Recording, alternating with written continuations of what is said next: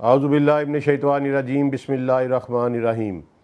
ربی ادخلنی مدخل صدق واخرجنی مخرج صدق واجعل لی من لدنک سلطانا نصیرا اللہم صلی علی سیدنا محمد وعلی آلہ وصحابہ وازواجہ وبارک وسلم۔ السلام علیکم۔ مزاج رسول صلی اللہ علیہ وآلہ وسلم سے آشنائی حاصل کرتے ہوئے ہم نے واقعہ معراج جو ہے اس کو تفصیلی پڑھ لیا تھا،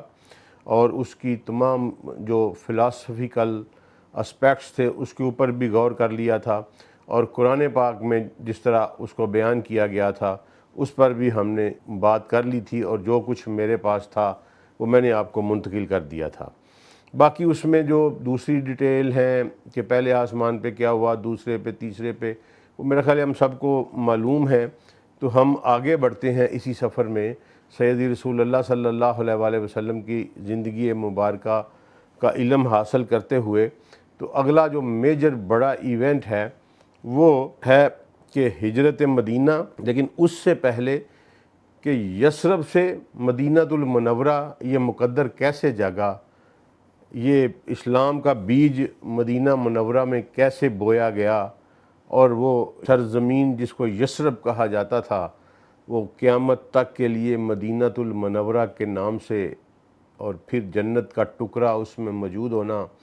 اس سرزمین اور اس کے رہنے والوں کا نصیب کس طرح جاگا، وہ میں تھوڑا آپ کو بتانا چاہتا ہوں کہ مدینہ میں اسلام کی ابتدا اور پہلا بیج کیسے بویا گیا۔ اچھا، آپ کو میں نے بتایا تھا طائف والے چیپٹر میں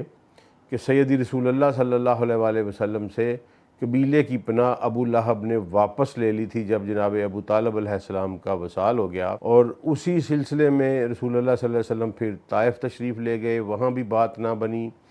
اور پھر واپس آئے، اور پھر میں نے آپ کو بتایا تھا کہ شریک بن اخنس کو پہلے ریکویسٹ کی کہ مجھے پناہ دی جائے، پھر اس نے انکار کر دیا، پھر سہیل بن عمر کو کہا،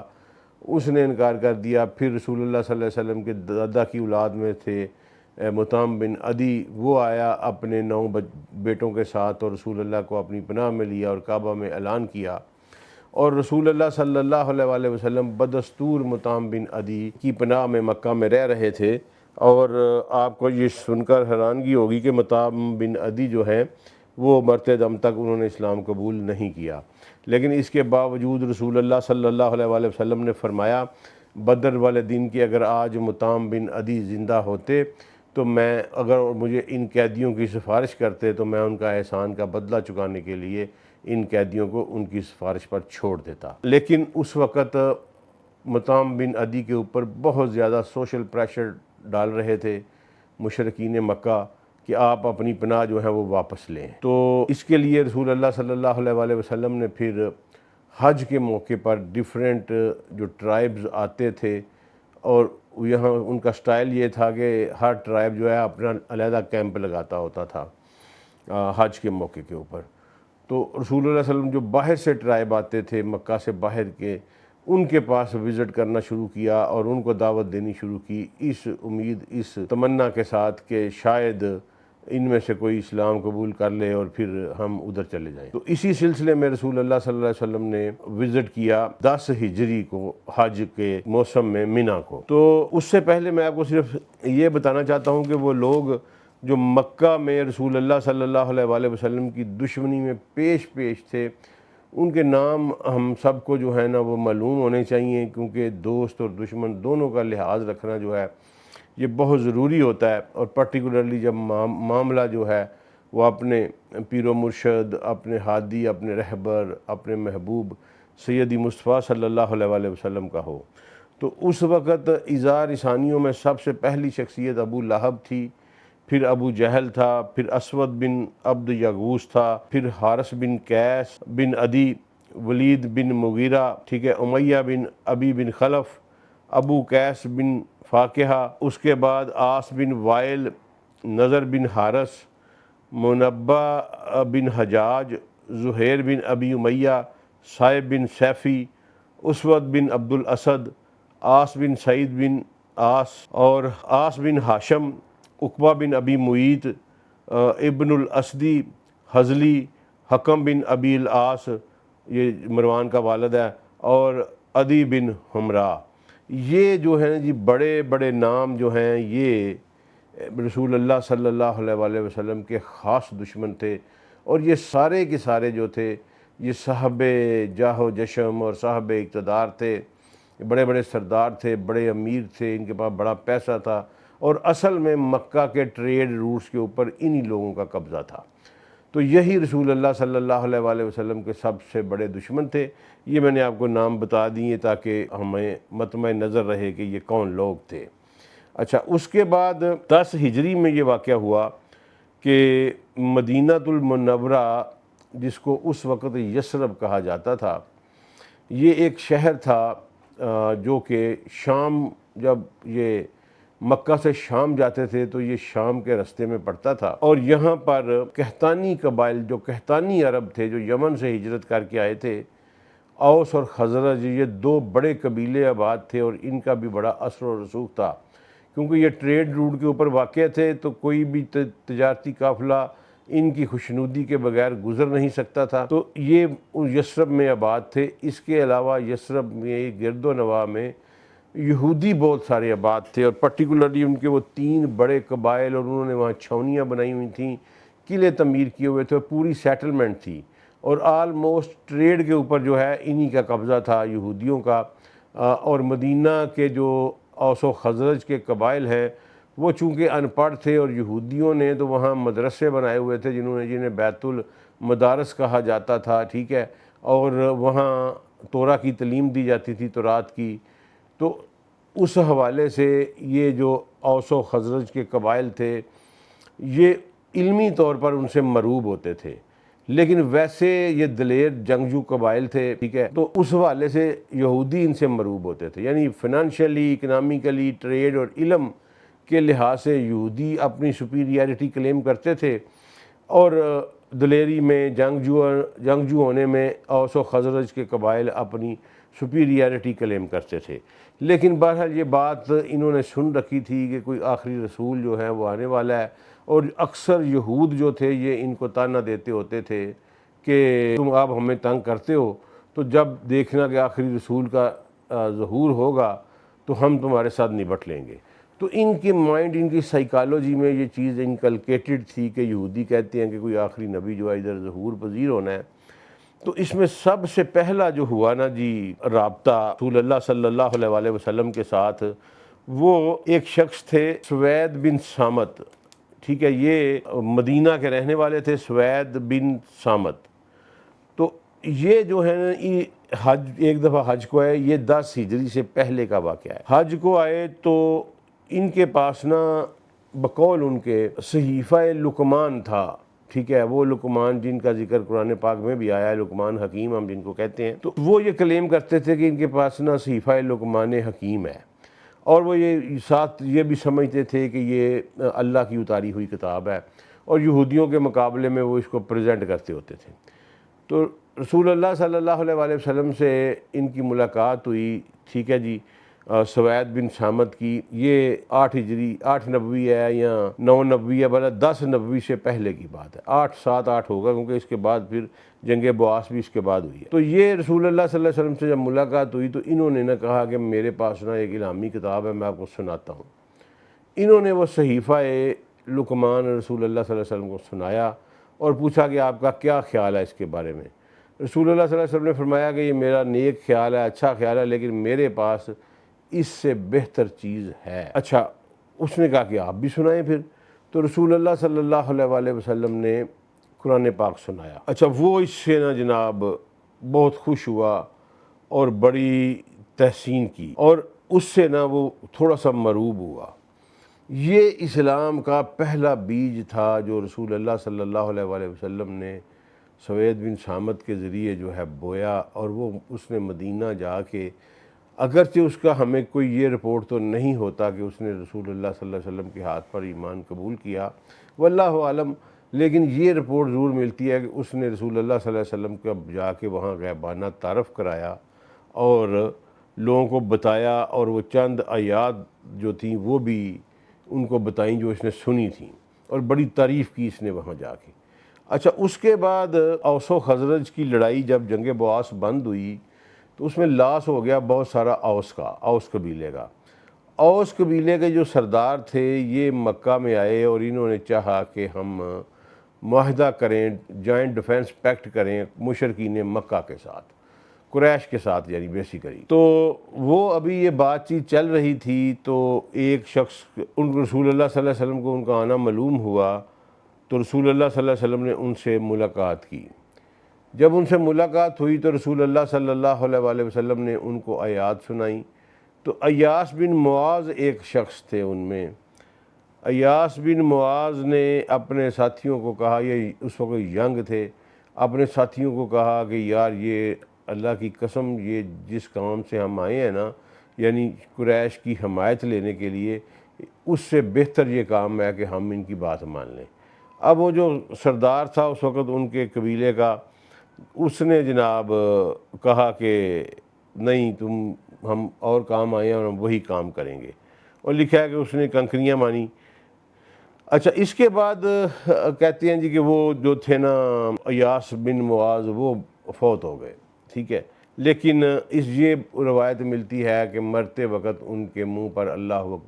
اکبر کی بات تھی۔ یہ دو پہلے جو ہے نا جی سیڈز جو ہیں یہ پہنچے مدینۃ المنورہ میں، اور انہوں نے اپنا ایک اثر پیدا کیا، یعنی رسول اللہ صلی اللہ علیہ وآلہ وسلم کی شہرت، نیک نامی، اور رسالت مآب صلی اللہ علیہ وآلہ وسلم کی رسالت کا جو پیغام تھا وہ مدینہ میں پہنچ چکا تھا۔ اب 10 ہجری میں ایک جب حج ہوا تو رسول اللہ صلی اللہ علیہ وسلم ٹرائب ٹو ٹرائب جا رہے تھے، تو چند لوگ بیٹھے ہوئے تھے، تو رسول اللہ صلی اللہ علیہ وسلم نے فرمایا کہ تم کون لوگ ہو؟ انہوں نے کہا کہ ہم خزرج ہیں۔ تو سید رسول اللہ صلی اللہ علیہ وسلم نے فرمایا کہ اگر تمہارے پاس کچھ وقت ہو تو میں بیٹھ کے تمہارے ساتھ بات کر سکتا ہوں۔ انہوں نے کہا وائی ناٹ، آپ بات کریں۔ سید رسول اللہ صلی اللہ علیہ وآلہ وسلم نے قرآن پاک سنایا انہیں اور فرمایا کہ میں اللہ کا رسول ہوں اور مبعوث کیا گیا ہوں اس امت پر قیامت تک کے لیے۔ تو ان کے جو معززین تھے نا، انہوں نے فوری طور پر یہ ڈیسیژن لیا۔ انہوں نے کہا کہ دیکھو، یہ یہود جو ہیں ہمیں صدیوں سے ایک نبی سے ڈراتے رہے ہیں کہ نبی آئے گا، تو یہ کہہ رہے ہیں ہم نبی ہیں، ہم ان کی بات مان کے تو سب سے پہلے ان پر ایمان لے آتے ہیں تاکہ یہودی سبقت نہ کریں اور وہ ہمارے نیچے ہی رہیں۔ تو اس کے تحت پھر رسول اللہ صلی اللہ علیہ وسلم کی شخصیت کا اثر بھی تھا۔ انہوں نے یہ جو بندے تھے جناب، یہ کوئی تقریباً 6 لوگ تھے۔ یہ بیعت عقبہ اولیٰ نہیں ہے، یہ اس سے پہلے 1 سال پہلے کی بات ہے۔ یہ 6 بندے جو تھے یہ سب سے پہلے سید المرسلین صلی اللہ علیہ وآلہ وسلم کے ہاتھ پر مشرف اسلام ہوئے، اور انہوں نے جا کے مدینہ میں یعنی یثرب میں آہستہ آہستہ بڑے غیر محسوس انداز میں اپنا کام جاری رکھا۔ یہ جو خوش نصیب تھے 6 افراد، ان کے نام کچھ اس طرح آئے ہیں کہ ابو الحسن بن تہان، ابو امامہ اسد بن زرارہ، عوف بن حارث، رافع بن مالک بن اجلان، قطبہ بن عامر بن حدیدہ، اور جابر بن عبداللہ بن ریاب۔ ٹھیک ہے جی، یہ جابر بن عبداللہ بن ریاب جو ہیں، یہ جو مشہور صحابی ہیں، ان کا نام ہے جابر بن عبداللہ بن عمر بن حرام۔ تو یہ اور ہیں، جابر بن عبداللہ بن رباب یہ کوئی اور ہے، کیونکہ جابر اس وقت شاید چھوٹے ہوں۔ اچھا، یہ 6 لوگوں نے سب سے پہلے اسلام قبول کیا، اور ان میں ابو امامہ اسد بن زرارہ جو تھے، یہ سب سے پہلی فوتگی جو مدینہ شریف میں ہوئی مہاجرین اور انصار میں سے۔ مہاجرین کی تو پہلی ہوئی عثمان بن مظعون کی، لیکن ان سے پہلے ان ٹوٹو پہلی فوتگی جو ہوئی وہ انہی کی ہوئی، جناب ابو امامہ اسد بن زرارہ کی۔ ان کی بڑی خدمات ہیں، ابھی ہم آگے جا کے پڑھتے ہیں۔ اچھا، اس کے بعد عوف بن حارث تھے، یہ بدر میں شہادت پائی۔ رافع بن مالک بن اجلان تھے، یہ احد میں شہید ہوئے پھر بعد میں۔ اور یہ قطبہ بن عامر بن حدیدہ، یہ تینوں پھر جو بیعتیں ہوئیں اس کے بعد، یہ پہلی، پھر دوسری، پھر تیسری، یہ تینوں میں موجود تھے۔ اور جابر بن عبداللہ بن ریاب جو تھے، یہ بھی نا بدر میں یہ شریک ہوئے یہ بدری صحابی ہیں۔ اچھا، اس کے بعد کیا ہوا کہ یہ 10 ہجری کو یہ 6 بندے جو ہیں یہ گئے اور انہوں نے وہاں جا کے تو رسول اللہ صلی اللہ علیہ وآلہ وسلم کا، پہلے جو 2 بندے تھے وہ دبے دبے الفاظ میں ذکر تھا، یہ چونکہ سردار تھے اپنی سفیر میں، انہوں نے رسول اللہ صلی اللہ علیہ وسلم کا واضح ذکر کرنا جو ہے نا جی وہ لوگوں میں شروع کر دیا، اور لوگوں میں یہ اشتیاق بڑھا کہ ہم یہودیوں سے پہلے اس نبی محترم صلی اللہ علیہ وآلہ وسلم کو مان لیتے ہیں، ان پر ایمان لے آتے ہیں، تاکہ یہودی جو کہتے ہیں کہ ہم نے تمہارا پتہ کاٹ دینا ہے وہ اس سے باز رہیں۔ یہ بڑی پرانی خواہش ہے یہودیوں کی، ٹھیک ہے جی۔ تو اس لیے انہوں نے فوری طور پر جو ہے نا لوگوں نے ان کو رسپانڈ کیا، مدینہ منورہ کے لوگوں نے، یعنی یثرب، اس وقت کے یثرب کے لوگوں نے۔ تو اس کے نتیجے میں جب اگلا سال آیا، 11 نبوی کا حج کا موسم آیا، تو یہ پھر لوگ جو ہیں یہ آئے اور بیعت عقبہ اولیٰ انہوں نے کی۔ بیعت عقبہ اولیٰ میں کل ٹوٹل جو ہے وہ راوی جو اس کے ہیں وہ ہیں مشہور صحابی عبادہ بن صامت، اور ان کے علاوہ اس میں 11 بندے وہ کہتے ہیں، ٹوٹل 12 بندے تھے اس میں، اور وہ آئے اور انہوں نے رسول اللہ صلی اللہ علیہ وآلہ وسلم کے دستے مبارک کے اوپر اسلام قبول کیا۔ اب جب یہ اسلام قبول کر چکے تو ان لوگوں نے یہ بات کہی، یہ 12 بندے جو تھے انہوں نے کہا کہ مہربانی کر کے ہمیں ایک معلم جو ہے وہ بھی ہمارے ساتھ کیا جائے۔ یہ جو خوش نصیب ترین 12 افراد تھے جی، ان کے نام جو ہیں وہ اسد بن زرارہ ہیں، اچھا اس کے بعد اوف اور معاذیہ دونوں حارث کے بیٹے ہیں، پھر بنی زریق سے بن عامر رافع بن مالک ہیں، ذکوان بن عبد قیس ہیں، اور بنی غنم بن اوف، عبادہ بن صامت، قیس بن اسرم بن کہر، ٹھیک ہے جی۔ اس کے بعد عبد الرحمن یزید بن سالبہ، اس کے بعد سالم بن اوف، ٹھیک ہے، اور عباس بن عبادہ بن نسلہ، ٹھیک ہے۔ اس کے بعد عقبہ بن عامر بن نابی بن زید بن حرام، یہ ہیں۔ پھر اس کے بعد بنی اسود میں سے قطبہ بن عامر ہیں۔ اچھا، میں کوشش کروں گا کہ میں ان کی ایک لسٹ جو ہے نا یہ ڈسپلے کر دوں آپ کے سامنے، تو انشاءاللہ وہ ڈسپلے کر دی جائے گی۔ اچھا، یہ 12 افراد جو تھے نا جی، انہوں نے ریکویسٹ کی کہ آپ ہمیں جو ہے وہ کر دیں معلم ایک مقرر۔ عبادہ بن صامت رضی اللہ عنہ بہت بڑے صحابی ہیں، بڑے برگزیدہ صحابی ہیں، انہوں نے اس کو روایت کیا ہے، وہ خود اس بیعت میں موجود تھے۔ اب بیعت عقبہ کیوں کہا جاتا ہے اس کو؟ عقبہ جو ہے نا جی یہ ایک گھاٹی ہے، گھاٹی سے مراد ہے لوور پلیس ہے ایک، یہ میں نے دیکھی ہوئی ہے۔ یہ جمرات سے آپ باہر نکلتے ہیں تو یہ رائٹ سائڈ پہ آ جاتی ہے مینا کے میدان کے، یعنی جب آپ واپس آ رہے ہوتے ہیں حج کر کے تو جمرات پتھر مارتے ہیں، پتھر مار کے جب آپ باہر نکلتے ہیں تو یہ رائٹ سائڈ پہ آ جاتی ہے۔ حج کے دنوں میں ادھر انٹری جو ہے بین کی ہوتی ہے، اور ویسے دوسرے دنوں میں یہ کھلی ہوتی ہے۔ وہاں آج کل مسجد عقبہ بنی ہوئی ہے، اور یہ چھوٹی سی مسجد ہے بالکل، ٹھیک ہے، اور اس مسجد کے اوپر چھت بھی نہیں ہے، بالکل جسٹ ہمارے جیسے دیہاتوں میں ہم اپنے ڈیروں کے اوپر مسجد بنا لیتے ہیں اس طرح کی ایک مسجد ہے،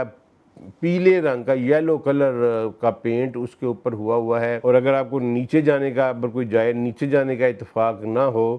تو پل کے اوپر سے جب آپ عزیزیہ سے داخل ہوتے ہیں مینا میں، تو جو پل آتا ہے مینا میں انٹری سے پہلے، اس پل کے اوپر آپ کھڑے ہوں تو وہاں سے یہ مسجد بالکل واضح کلیئر نظر آتی ہے، ٹھیک ہے جی۔ اللہ نے مجھے سعادت دی ہوئی ہے وہاں جانے کی بھی اور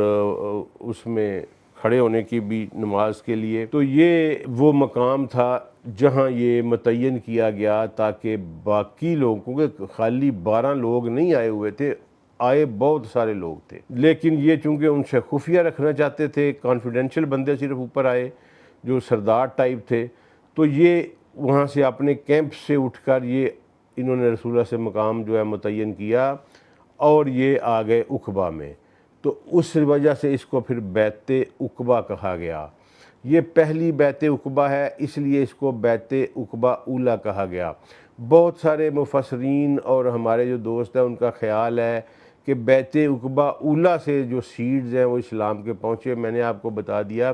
کہ بیعت عقبہ اولیٰ سے 1 سال پہلے جو 6 افراد تھے وہ سرکار کے ہاتھ پر اسلام قبول کر چکے تھے، اور اس سے پہلے جو میں نے آپ کو سوید بن سامت کی مثال دی ہے، اور ایک اور میں نے آپ کو بتایا وہ لوگ بھی جو تھے اب یہ پیغام وہاں تک لے جا چکے تھے۔ اچھا، یہ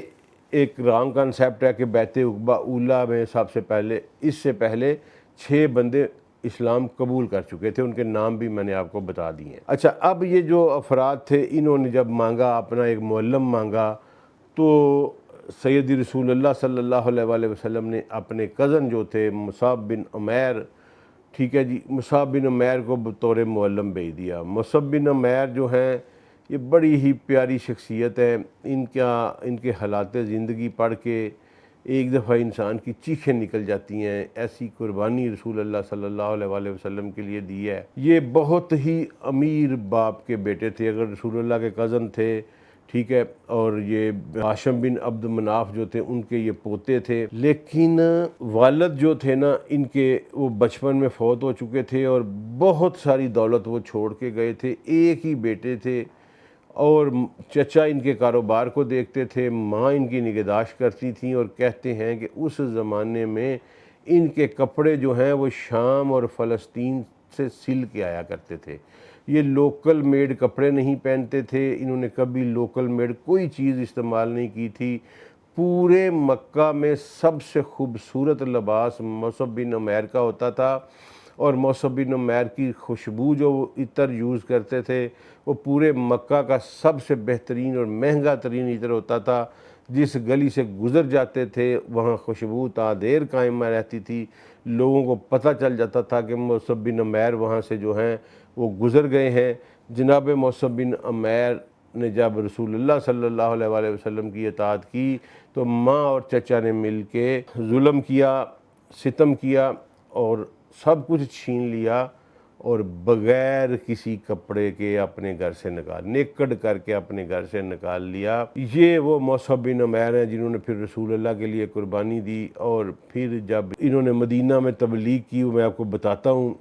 ان کی کاوشوں سے مدینہ جو ہے وہ یثرب جو ہے وہ مدینۃ المنورہ بنا۔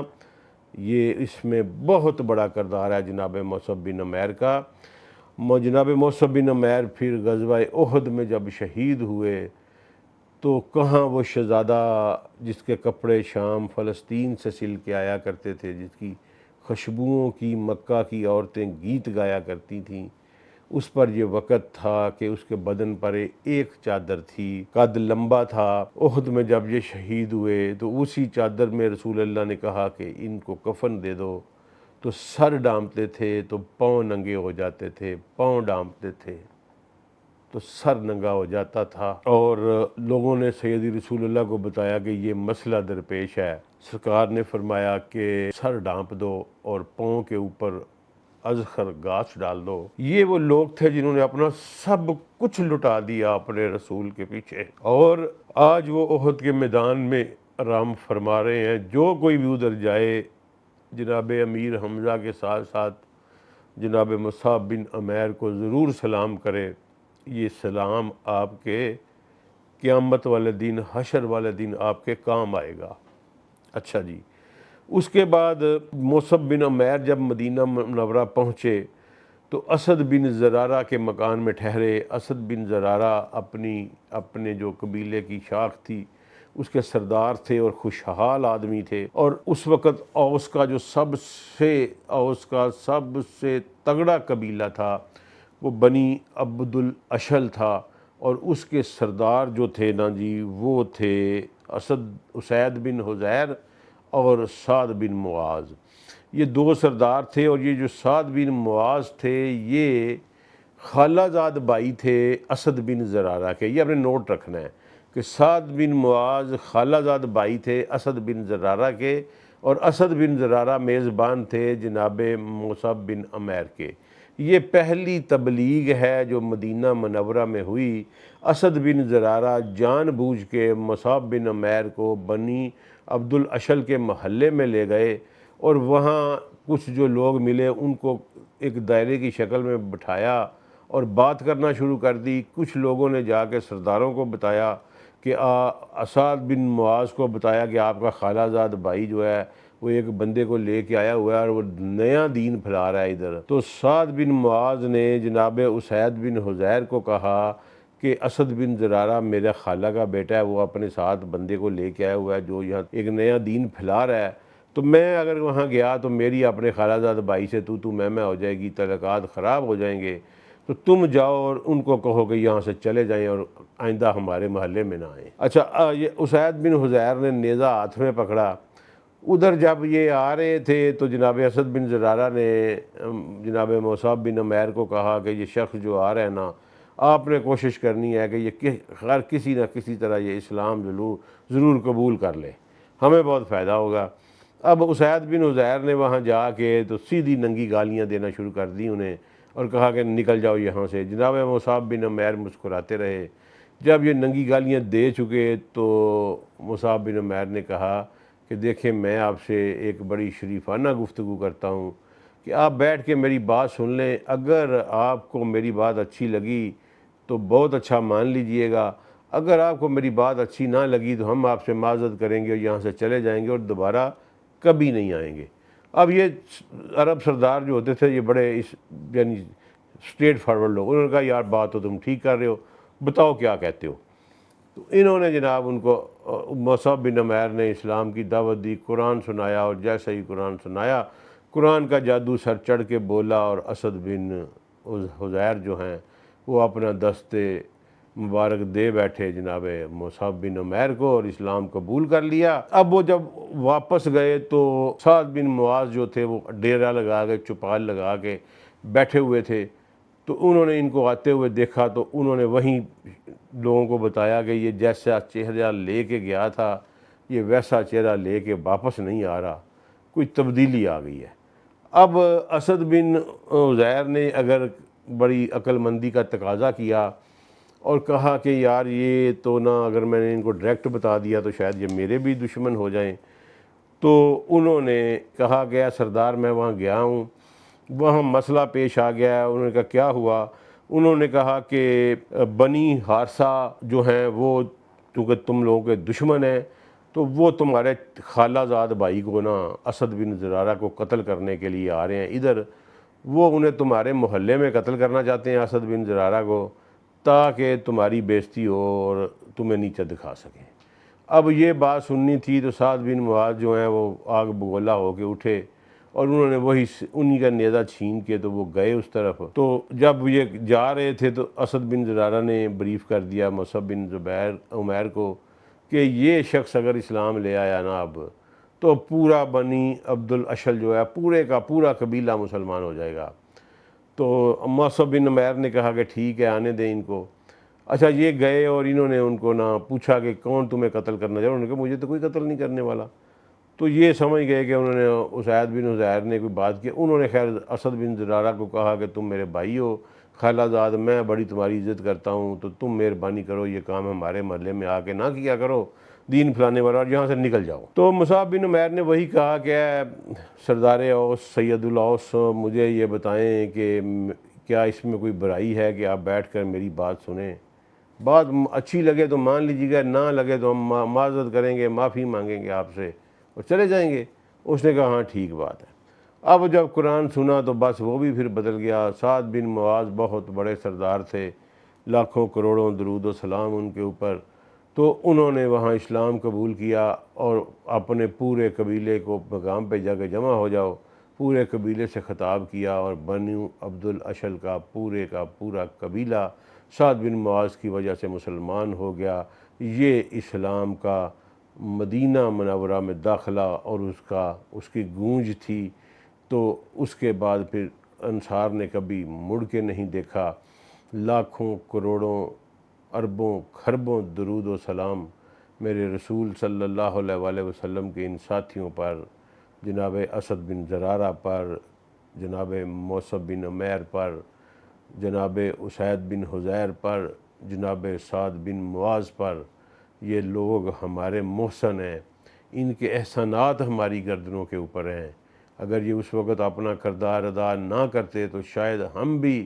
اللہ اور اس کے رسول کو نہ پا سکتے، لیکن یہ لوگ اللہ اور اس کے رسول کے لیے تھے۔ اللہ نے خصوصاً ان لوگوں کو اپنے رسول کی خدمت اور کے لیے اور اس اسلام کی قوت کے لیے مأمور کیا تھا، شاید پیدا ہی اس لیے کیا تھا۔ یہ بہت عظیم لوگ ہیں دوستو، اور رسول اللہ صلی اللہ علیہ وآلہ وسلم کے بہت قرب کے حامل ہیں۔ لاکھوں کروڑوں درود ہادیو برحق مرشد برحق سید محمد مصطفیٰ صلی اللہ علیہ وآلہ وسلم پر۔ آج کے لیے اتنا ہی، اگلی قسط میں پھر میں آپ کو انشاءاللہ مدینہ المنورہ یعنی یثرب کی تاریخ پوری بتاؤں گا، اور پھر ہم آگے چلیں گے ہجرت کی طرف۔ السلام علیکم ورحمۃ اللہ وبرکاتہ۔